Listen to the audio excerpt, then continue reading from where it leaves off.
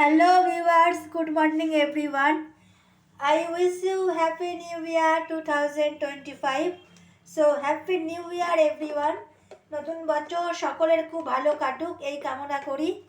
আশা করি সবাই খুব ভালো আছো। নতুন বছর সবারই খুব ভালো কাটুক। তো নতুন বছরে আমি চলে এসেছি একটি নতুন ধরনের রেসিপি নিয়ে, কেরালিয়ান এগ রোস্ট। তো রান্নাটা করার জন্য আমি ছোট কড়া নিয়ে নিয়েছি। এখানে আমি দিয়ে দিচ্ছি সামান্য সাদা তেল। রান্নাটা আমি সাদা তেলে করে দেখাচ্ছি। তো রান্নাটা সাদা তেলেই রান্নাটা করতে হবে।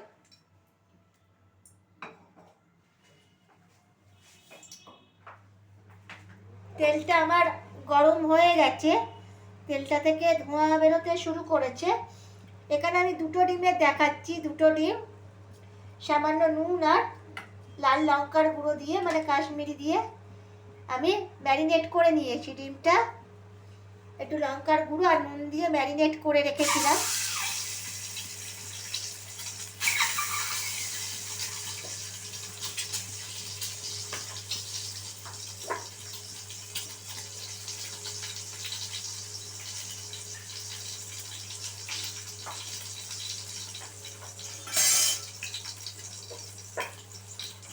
ডিমটা আমি খুব বেশি ভাজবো না। ডিমটা কিন্তু খুব হালকা মানে এই যে ব্রাউন কালার একটা চলে এসেছে, কুকুরটা একটু ব্রাউন করে ভেজে নেব। ডিমের মধ্যে আমি কিন্তু কোনো হলুদ দিইনি। তোমরা যদি চাও রান্নাটা কিন্তু হলুদ করতে পারো, কিন্তু এই রান্নাটা কিন্তু হলুদ যাবে না। এই রান্নাতে এটা একটু অন্য স্টাইলে, যেহেতু এটা রোস্ট একটা আইটেম, এগ রোস্ট। যেমন আমরা ফুলকপি রোস্ট খাই, রেজালা খাই, তো এটা এক ধরনের ডিমের রোস্ট। ডিমটা ভাজা হয়ে গেছে, ভালো করে আমি একটা প্লেটে তুলে রাখছি।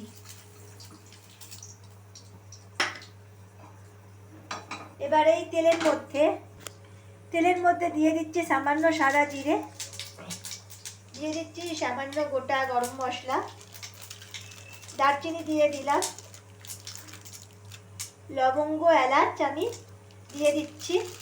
যেহেতু ডিমের পরিমাণটা কম, মানে দুটো ডিম সেহেতু সেই অনুযায়ী মশলাগুলো আমি একে একে অ্যাড করব। এরপরে যেটা অ্যাড করব আমি এখানে কুচনো পেঁয়াজ, ক্যাপসিকাম, আর ঝালের জন্য দিচ্ছি সামান্য কাঁচা লঙ্কা। পেঁয়াজ আর ক্যাপসিকামটা একটু ব্রাউন করে ভেজে নেবো, হালকা হালকা ব্রাউন করে। খুব বেশি কিন্তু পেঁয়াজটা আমি লাল করে ভাজবো না, হালকা একটু ব্রাউন করে নেবো। তো পেঁয়াজটা যাতে খুব তাড়াতাড়ি ব্রাউন হয়ে যায় তার জন্য আমি সামান্য নুন ইউজ করছি।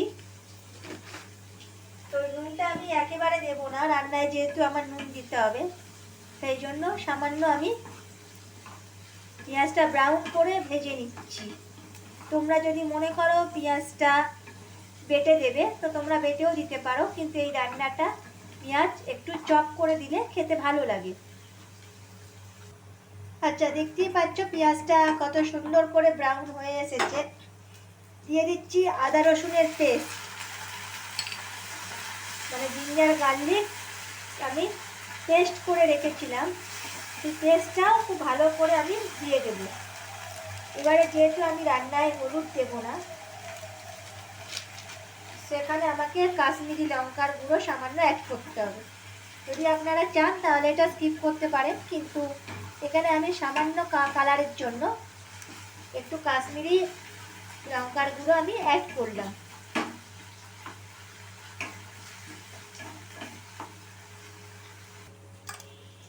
আচ্ছা, মশলাটা দেখতেই পাচ্ছ খুব সুন্দর করে আমার ভাজা হয়ে এসেছে। এবারে আমি এখানে দিয়ে দিচ্ছি হাফ চামচের মতন ধনে গুঁড়ো।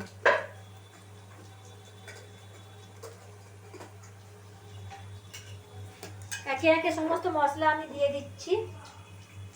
জিরে গুঁড়ো দেবো হাফ চামচ, আর সামান্য দিয়ে দেবো কাজু, চারমগজ আর পোস্ত বাটা। যেহেতু এটা রোস্ট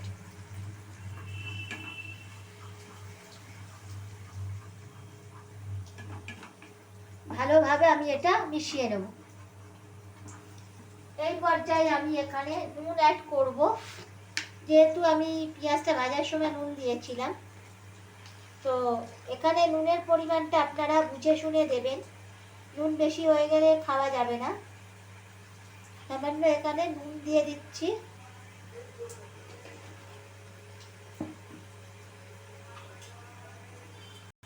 আচ্ছা, মশলাটা কষানো হয়ে গেছে, আমি সামান্য জল দিয়ে দেবো, খুব বেশি জল দেব না।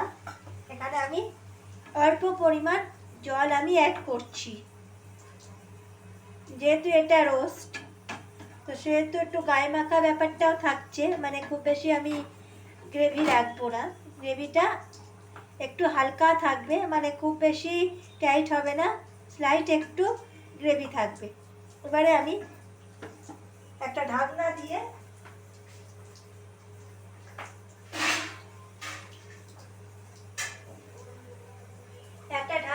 আমি ঢেকে দিচ্ছি, যাতে ঝোলটা খুব সুন্দর করে ফুটে ওঠে।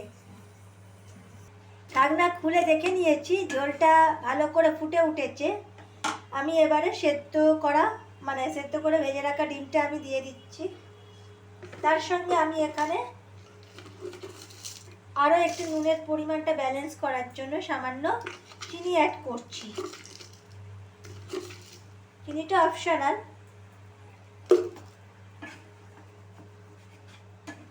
তো ডিমের সাথে যাতে সমস্ত মশলাগুলো মিশে যায়, তার জন্য আমি আরও কিছুক্ষণ ঢেকে দেবো।